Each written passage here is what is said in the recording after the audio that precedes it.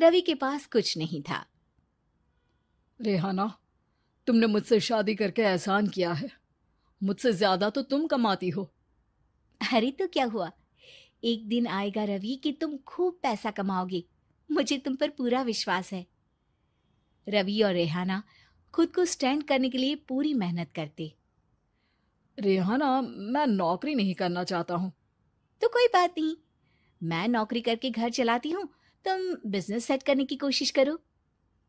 एक दिन। रेहाना, तुम जानती हो, मैंने जो विज्ञापन बनाने वाली कंपनी खोली थी ना, उसे बड़ी ब्रांड का ऑफर आया है। अब हम लोगों के दिन प्यारे न्यारे हो गए हैं। मैं जानती थी रवि कि एक दिन तुम सेटल हो जाओगे। रवि का काम अच्छा चल जाता है। एक दिन वो रेहाना से कहता है, रेहाना, अब हम लोगों का बच्चा भी हो गया है। बहुत छोटा है वो। उसका ख्याल कैसे रखेंगे हम? कैसे क्या, मैं गांव से माँ को लेकर आ जाती हूँ। नौकरी से हाफ डे ले लिया करूंगी। अभी तो वो छोटा है, स्कूल जाने तक मैं मैनेज कर लूंगी। देखो रेहाना, मैं अब अच्छा कमा रहा हूँ। तुमको नौकरी करके परेशान होने की कोई जरूरत नहीं है। अरे कैसी बात कर रहे हैं, मैं अपनी लगी लगाई नौकरी कैसे छोड़ दूं? और मैंने तो सुना है हम लोगों को कुछ ही महीनों में सरकारी नौकरी मिल जाएगी। सरकारी नौकरी में कितना कमा लोगी? उतने में तो मैं ड्राइवर रख लूंगा। रेहाना को रवि की बात का थोड़ा बुरा तो लगता है। कम से कम मेरी नौकरी की इतनी बेइज्जती मत करो। भूल गए, इसी नौकरी के बदौलत तुमने अपना बिजनेस खड़ा किया है। अरे वो तो मैं किसी के भरोसे भी कर लेता।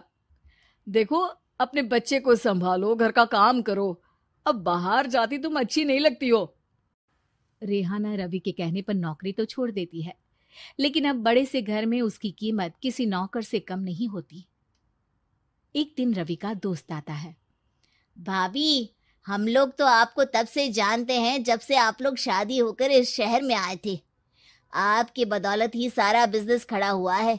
ये किस्मत तो आप ही की है भाभी। हाँ हाँ भाई, हमारी मेहनत तो कुछ है ही नहीं। अरे होगी, लेकिन भाभी की किस्मत के आगे कुछ नहीं। दोस्त वहां से चला जाता है, लेकिन रवि का गुस्सा सातवें आसमान में होता है। देखा कैसे बोल रहा था? अरे बिल्कुल अच्छा आदमी नहीं है ये।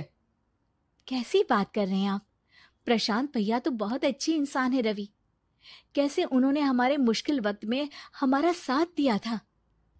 अरे था पैसा तो साथ दिया, नहीं तो कौन पूछता है?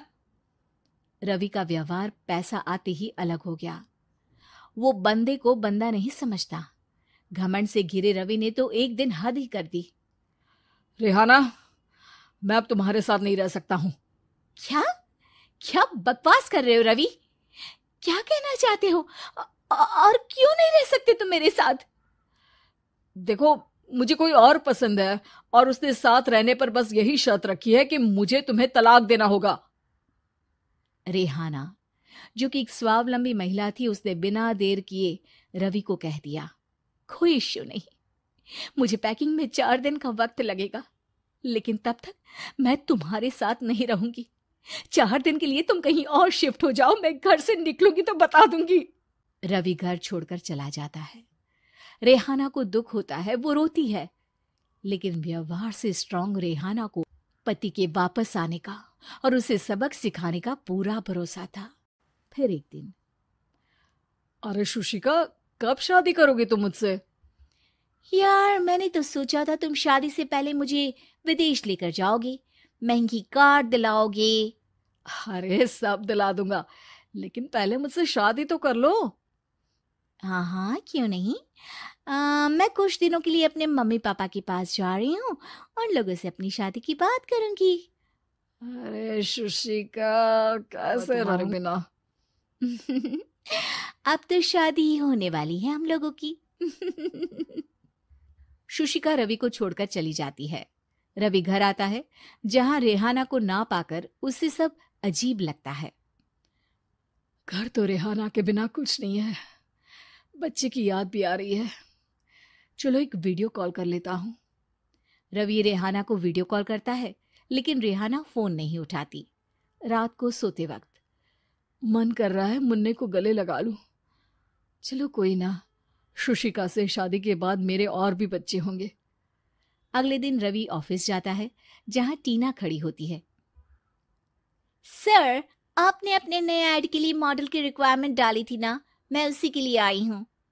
रवि टीना को देखकर खुश हो जाता है। अब शादी हो गई है तुम्हारी? नहीं सर, बस अच्छा सा हैंडसम और अमीर लड़का देख रहे हैं मेरे मम्मी पापा। रवि के दिमाग से तो टीना को देखकर शुशिका का ख्याल भी खत्म हो जाता है। अरे यार, ये लड़की मिल जाए, कितनी सुंदर है। शुशिका तो इसके आगे कुछ नहीं है।